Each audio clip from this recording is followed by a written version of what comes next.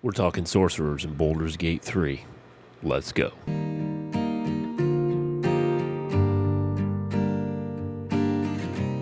Alright, welcome. Today we are talking about Sorcerer in the world of Baldur's Gate 3. And I'm interested in trying Sorcerer. I did try the Warlock. I have done a Wizard video. If you head over to our YouTube, and you can see it over on GoChad TV over on YouTube. You can see my breakdown of the Wizard. We've done Barbarian, Bard, Druid, Paladin, Rogue, Sorcerer, and Wizard. Today we're doing Sorcerer. We've done Wizard, and today we're doing Sorcerer. But I was kind of interested by these because of the subclass Draconic Bloodline, which is very interesting. I picked a gold dragon as my ancestry. It says, choose your dragon ancestry. The damage type associated with that dragon will influence later features. Passive feature. Fire is the damage type associated with your dragon ancestry at level 6. Spells that deal fire damage are more powerful. Oh, well, why do I even pick this anyways? Because I can't get to level 6. The early access is capped at level 5. So this is a pointless thing. But the cool thing is, if you look at her face, it gives her the scale appearance. So you can put different scales on your face based on the type of dragon that you have ancestry with. You know, maybe it's a copper, maybe it's bronze, maybe it's green dragon. I can have green scales. But yeah, that kind of sucks. I was kind of hoping that I'd be able to use it. So you do get a spell that you're inherited, which is Disguise Self, maximum hit points in 9, class feature. Constitution saving throw, charisma, dagger proficiency, quarterstaff proficiency, and light crossbow proficiency. Draconic resilience, hit points. Oh, so you get 1 additional hit point for each sorcerer level, and you get draconic resistance. Dragon-like scales cover parts of your skin where you aren't wearing armor. Your base armor class is 13. Yeah, these kind of seem very similar to the wizard class and the warlock class. I was like, I don't see a difference, but maybe when you start seeing the differences is when you get past that level 5 and they start specializing a little bit more, which the early access doesn't really allow you to do. As an origin, we pick Sage as our background. You are curious and well-read with an unending thirst for knowledge. Learning about rare lore of the world will inspire you to put this knowledge to greater purpose. Background features give me Arcana proficiency and History proficiency. Appearances are what appearances are in the classes. You see, we picked the Sorcerer and we picked the subclass. We are going to go through the races real quick. I do enjoy playing the Elf or the Half-Elf. I am liking the Tiefling and the Drow as well, and I have played some humans. As for the Half-Elf, Halfling, and Gnome, I have not played those, but let's go through them real quick. The Elf and the High Elf, you get the Dexterity +2 and the Intelligence +1. Plus, you get all these proficiencies: longsword, short sword, longbow, short bow. You also get Dark Vision, which is in Keen Senses, which help your perception.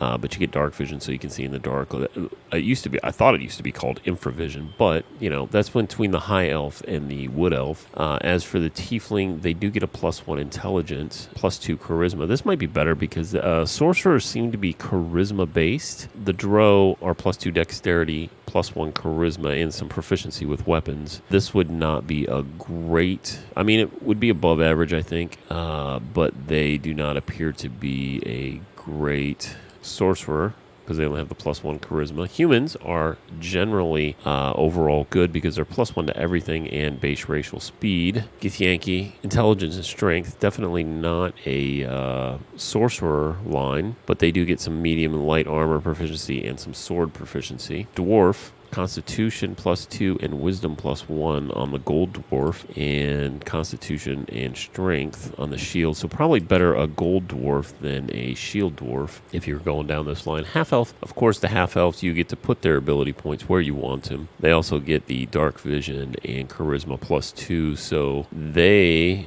might actually be the better of the Elves.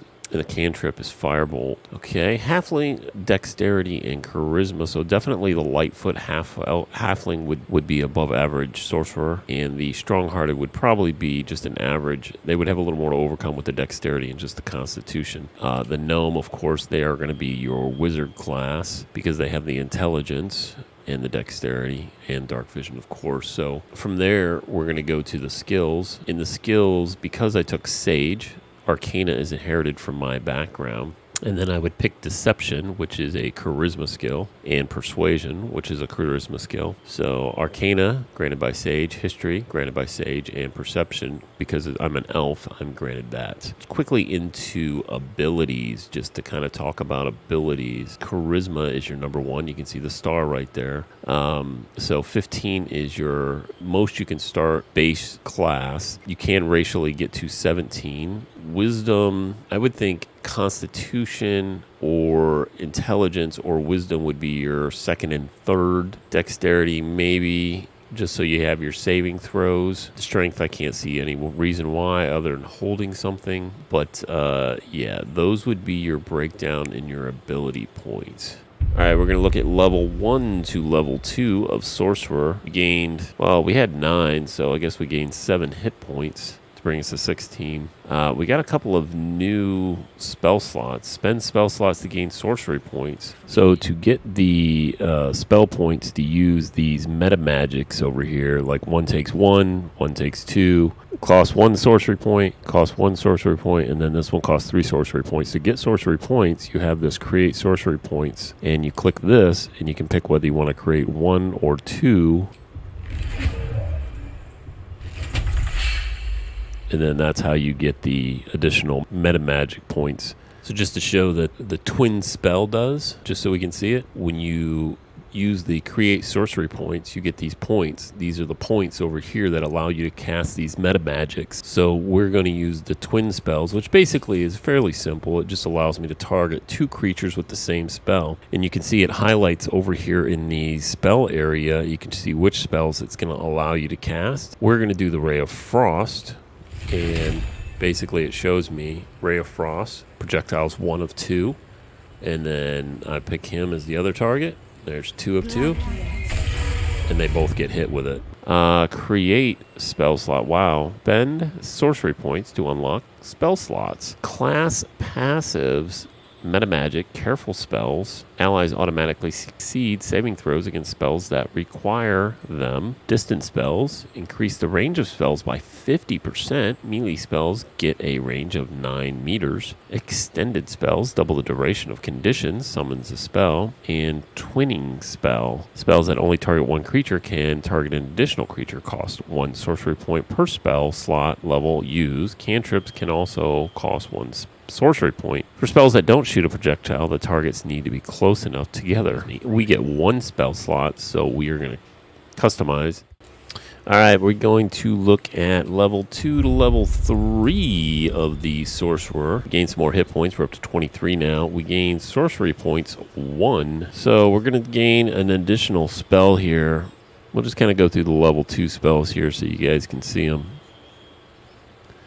Some of these are very, very common. We've already been using them. Enhance ability. I don't see anything here that's anything new other than Blur maybe, which I've seen already. So that's actually pretty cool.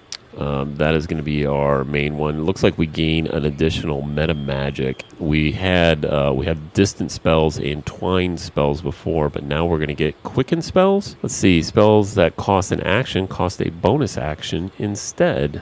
Cost 3 sorcery point spells. We can go with heightened spell. Targets of spells that require saving throws have disadvantages on their first saving throw. Extended spell, double the duration of conditions, and subspell so you can cast spells while silenced. Holy shit, that's awesome. And that's all she's got for level 2 to level 3. All right, we're talking about Sorcerer level 3 to level 4. We got some more hit points. We are finally up to 30 hit points. Sorcery points, we grabbed 1. And we're going to grab another cantrip. We're going to obviously grab fire, I'm guessing. Yeah, that's probably about the only one we need. Spells. I don't know. I've been thinking about taking Misty Step. I think we'll stick with the Misty Step is what we're going to take. New feat is, of course, we're going to take the ability improvements, but you can swap them out for anything you want. Now, we can't have heavily armored, but we could take some of the other skills if we wanted to grab one of the other skills. But we are actually going to take this and we are going to put him into Constitution and Charisma to give us a little more health and a little more spell power, because she's a sorcerer and Charisma is her strong point. So we're going to accept that, and that is all there is between level 3 and 4 for a sorcerer. Let me know if you're going to play a sorcerer down in the comments below, and have a wonderful day.